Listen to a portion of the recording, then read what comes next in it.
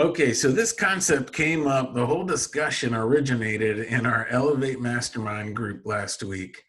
And, a lot of people, their goal is getting enough income from real estate to be able to leave their 9 to 5 job.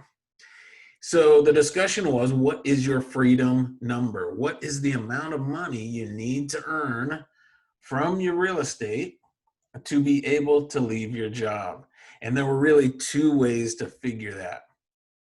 I'm sure there's more, but there were two ways in the discussion. So one was, whatever your income is from that job, you need to target to make enough money from real estate to match that income. And I think that's probably the standard view that most people have, is if I'm making 50,000 a year from this job, I need to have 50,000 a year coming in from real estate before I can leave it.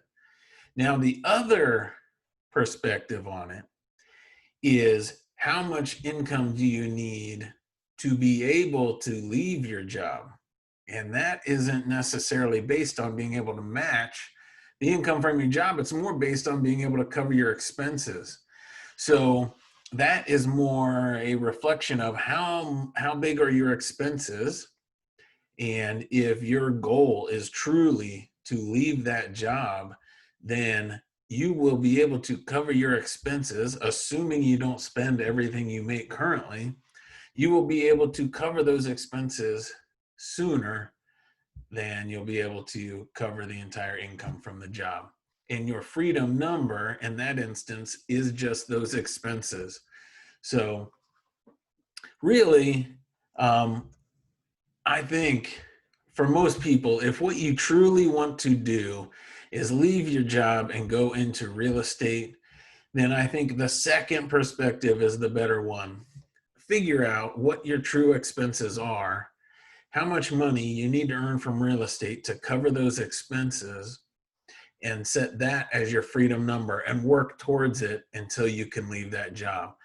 Because you can control your expenses, right? If you really want out quick, you can reduce your expenses. And in reality, once you leave that job, you will have much more time, energy, mental clarity, and focus to pursue the real estate and get you where you want to be.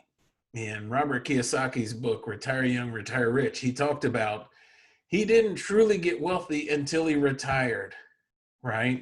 It was once he retired and he had time to really focus on his business, his real estate investments, that his income really exploded, that his wealth exploded.